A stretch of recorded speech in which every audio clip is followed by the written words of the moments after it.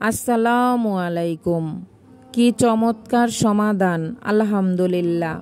যখন আমি কষ্ট পাই তখন কোরআন বলে নিশ্চয়ই কষ্টের সাথে স্বস্তি রয়েছে।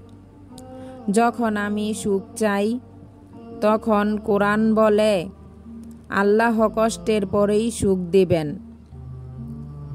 যখন আমি আমার প্রিয় জিনিসটা চাই তখন কোরআন বলে তোমরা হয়তো এমন জিনিস পছন্দ করো যা তোমাদের জন্য অকল্যাণকর। যখন আমি বিচার চাই তখন কোরআন বলে আপনি ধৈর্য ধারণ করুন যতক্ষণ পর্যন্ত আল্লাহ বিচার না করে। সূরা ইউসুফ। যখন আমি কষ্ট সহ্য করতে পারি না তখন কোরআন বলে যারা ঈমান এনেছে এবং সৎ কাজ করেছে আর আমি কাউকে তার সামর্থ্য অতিরিক্ত দায়িত্ব অর্পণ করি না। যখন আমি আল্লাহর সাহায্য চাই তখন কোরআন বলে ভেঙে পড়ো না, নিরাশ হইও না, আল্লাহর সাহায্য আসবেই, এটা আল্লাহর ওয়াদা। জেনে রেখো আল্লাহর সাহায্য অতি নিকটে। যখন আমি ধৈর্য ধারণ করি তখন কোরআন বলে যারা সবরকারী তারা পুরস্কার পায় অগণিত।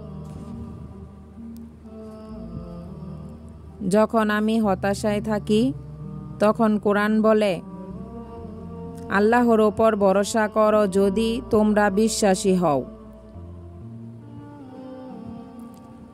যখন আমি তওবা করি তখন কোরআন বলে আল্লাহ তওবা কবুলকারী করুণাময়। সূরা তওবা। যখন আমি নিরাশ হই তখন কোরআন বলে একমাত্র কাফের ছাড়া অন্য কেউ আল্লাহর রহমত থেকে নিরাশ হয় না। সূরা ইউসুফ। অবশ্যই তুমি পাবে যা তোমার থেকে চলে গেছে তার চেয়েও উত্তম। সূরা আনফাল।